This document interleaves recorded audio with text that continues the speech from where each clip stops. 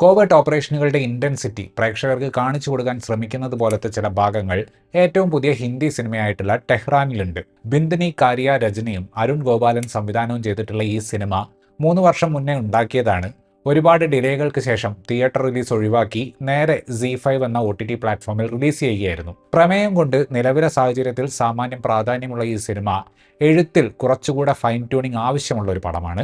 ഈ ഒരു ഐഡിയയുടെ ബേസിക് സ്വഭാവം രണ്ടാം പകുതിയിൽ എത്തുമ്പോഴേക്കും ചില സ്ഥലത്തൊക്കെ നമ്മൾ മറന്നു പോകുന്നുണ്ട്.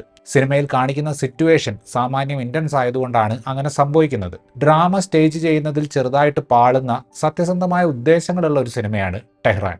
2012 ഇസ്രായേലി എംബസിയിലെ സ്റ്റാഫിനെ ലക്ഷ്യമാക്കിയിട്ട് ഒരു ആക്രമണം നടക്കുന്നു. എന്നാൽ നിർഭാഗ്യവശാൽ സിഗ്നലുകളിൽ പൂവിറ്റ് ജീവിച്ചിരുന്ന ഒരു അനാഥ പെൺകുട്ടിയാണ് ആ ആക്രമണത്തിൽ മരണപ്പെടുന്നത്. ആ പെൺകുട്ടിയുടെ മരണത്തിൽ വല്ലാതെ അസ്വസ്ഥനായ ACP രാജീവ് കുമാർ അതിന്റെ പുറകിലുള്ളവരെ കണ്ടുപിടിക്കാൻ തുനിഞ്ഞിറങ്ങുന്നു. ആ പെൺകുട്ടിക്ക് നീതി ലഭിക്കാൻ വേണ്ടി രാജീവ് കുമാർ ഇറങ്ങിയത് ഇന്ത്യയും ഇറാനും തമ്മിലുള്ള അന്നത്തെ ഗ്യാസ് ഡീലിനെ ഏത് രീതിയിൽ ബാധിക്കുന്നു എന്നതാണ് നമ്മൾ ഈ സിനിമയിൽ കാണുന്നത്. ഇസ്രായേലും ഇറാനും തമ്മിലുള്ള നയതന്ത്ര പ്രശ്നങ്ങളുടെ നടുവിൽ ഒരു ഇന്ത്യൻ ഉദ്യോഗസ്ഥൻ പെടുന്നതും അയാൾക്ക് ഇന്ത്യൻ സർക്കാരിന്റെ പരിരക്ഷ ഇല്ലാതാകുന്നതും ആർക്കും ഒരു ത്രില്ലിംഗ് ഡ്രാമ എഴുതാൻ തോന്നിപ്പിക്കുന്ന തരം സിറ്റുവേഷനാണ്. വളരെ റിയലിസ്റ്റിക് ആയിട്ട് അത്തരത്തിലുള്ള ഒരു ഡ്രാമയെ അവതരിപ്പിക്കാനുള്ള ആഗ്രഹമൊക്കെ സംവിധായകൻ അരുൺ ഗോപാലിനുണ്ട്. ഹാൻഡ് ഹെൽഡ് ആയിട്ടുള്ള സിനിമാറ്റോഗ്രാഫിയും വളരെ പെയിലായിട്ടുള്ള കളറിങ്ങുമെല്ലാം ഒരു ഇന്ത്യൻ 0 Dark 30 വൈബ് ഈ സിനിമയ്ക്ക് കൊടുക്കുന്നുണ്ട്. ഒരു ഘട്ടത്തിൽ ഞാൻ വിചാരിച്ചു ഇതൊരു പ്രോ ഇസ്രായേൽ സിനിമയായി മാറുമെന്ന്. മറ്റൊന്നും കൊണ്ടല്ല, ഇതിൽ ഇസ്രായേലികൾ നേരിടുന്ന പ്രശ്നങ്ങൾ കാണിക്കുന്നുണ്ട്. പോരാത്തതിന് ഈ സിനിമയിലെ വില്ലൻ ഒരു ഇറാനിയുമാണ്. പക്ഷേ ഈ ഒരു ഡിബേറ്റിൽ നിന്നും സിനിമ ഒഴിഞ്ഞു മാറുന്നുണ്ട്. തന്നെ സഹായിച്ച ഇസ്രായേലികളോട് ഞാനിവിടെ വന്നത് ഒരു കണക്ക് തീർക്കാനാണ്, അല്ലാതെ നിങ്ങളിൽ ആരുടെ ഭാഗത്താണ് നീതിയെന്ന് ജഡ്ജ് ചെയ്യാനല്ല എന്ന് ഹീറോ പറയുന്നുണ്ട്.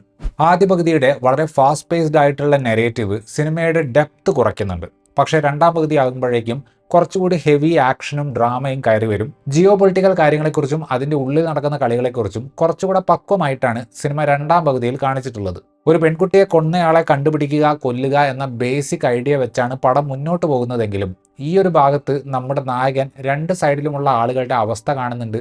ചില ഇമോഷണൽ ആയിട്ടുള്ള പാരലലുകൾ അയാൾ അവിടെ കാണുന്നുണ്ട്. ഒരു ഹോളിവുഡ് മോഡൽ ഡിപ്ലോമാറ്റിക് ത്രില്ലർ ആകാനുള്ള തുടക്കത്തിലെ കാട്ടിക്കൂട്ടലുകൾക്ക് ശേഷം രണ്ടാം പകുതിയിലേക്ക് വരുമ്പോൾ അവർ ഉദ്ദേശിക്കുന്ന ഒരു ബാലൻസ് കണ്ടെത്താൻ പടം ഇറാനിലേക്ക് എത്തുമ്പോൾ സിനിമയ്ക്ക് സാധിക്കുന്നുണ്ട്.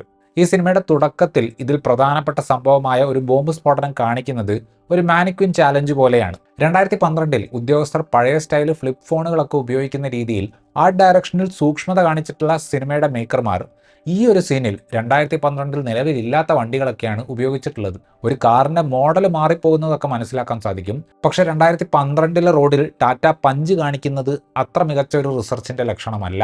മോശമായ വിഷ്വൽ എഫക്ട്സ് ചില ഭാഗത്തൊക്കെ വരുന്നുണ്ട്, പക്ഷേ അതെല്ലാം വളരെ മിനിമലാണ്. ജോൺ എബ്രഹാമുമായിട്ട് നമ്മൾ സ്വാഭാവികമായിട്ട് അസോസിയേറ്റ് ചെയ്യുന്ന തരം മാസ്കുലിനിറ്റി അദ്ദേഹം അവതരിപ്പിച്ചിട്ടുള്ള കഥാപാത്രത്തിനുണ്ട്. അതേസമയം രാജീവ് കുമാർ എന്ന ക്യാരക്ടർ ഒരു സൂപ്പർ ഹ്യൂമൻ ആയിട്ട് മാറുന്നുമില്ല. SI ദിവ്യ എന്ന കഥാപാത്രത്തെ കണ്ടാൽ അരോചകമായിട്ട് തോന്നുന്ന ഒരു വിഗ് ഉപയോഗിച്ചിട്ട് മാനുഷി ചില്ലർ അവതരിപ്പിച്ചിട്ടുണ്ട്. പുള്ളിക്കാരിയുടെ സീനുകൾ കുറെ കട്ട് ചെയ്ത് കളഞ്ഞതുപോലെ ഒരു സംശയമുണ്ട്. സ്ക്രീൻ ടൈമിന്റെ കാര്യം നോക്കുകയാണെങ്കിൽ ഈ സിനിമയിൽ കാര്യമായി മറ്റൊരു കഥാപാത്രത്തെ ലഭിച്ചിട്ടുള്ളത് പഞ്ചാബി ആക്ട്രസ് ആയിട്ടുള്ള നീരു ബാജ്വയ്ക്കാണ്. അവരെ ഏൽപ്പിച്ച കഥാപാത്രം അവർ നല്ല രീതിയിൽ തന്നെ അവതരിപ്പിച്ചിട്ടുണ്ട്. ഹാദി ഖഞ്ചൻപോറാണ് ഈ സിനിമയിലെ വില്ലനെ അവതരിപ്പിച്ചിട്ടുള്ളത്. ചില ഭാഗങ്ങളിലൊക്കെ കുറച്ചധികം ആനിമേറ്റഡ് ആയിരുന്നു പുള്ളിയുടെ പെർഫോമൻസ്.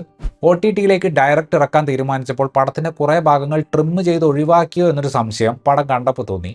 അങ്ങനെ പറയാൻ കാരണം രാജീവ് കുമാറിന്റെ ടീമിനുള്ളിലുള്ള ചില പേഴ്സണൽ ഇക്വേഷനുകൾ തുടക്കത്തിൽ വേഗമായിട്ട് പറഞ്ഞു പോകുന്നുണ്ടെങ്കിലും അതിൽ പലതിനും പിന്നീട് ഒരു ക്ലോഷർ കിട്ടുന്നില്ല.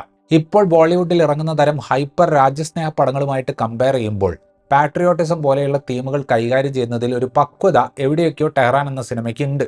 ഇതിലെ ഉദ്യോഗസ്ഥരായിട്ടുള്ള കഥാപാത്രങ്ങളുമായി പ്രേക്ഷകർക്ക് ഒരു ഇമോഷണൽ കണക്ഷൻ കൊടുക്കാൻ പറ്റാതെ പോയി എന്നൊരു പ്രശ്നമാണ് പടത്തെ പിന്നോട്ട് വലിക്കുന്നത്. ഇത്രയുമായിരുന്നു ഈ സിനിമയെക്കുറിച്ചിട്ടുള്ള എൻ്റെ റിവ്യൂ. വീഡിയോ ഇഷ്ടപ്പെട്ടാൽ ലൈക്ക് ചെയ്യുമെന്നും കൂടുതൽ വീഡിയോകൾക്ക് വേണ്ടി ചാനൽ സബ്സ്ക്രൈബ് ചെയ്യുമെന്നും പ്രതീക്ഷിക്കുന്നു. താങ്ക്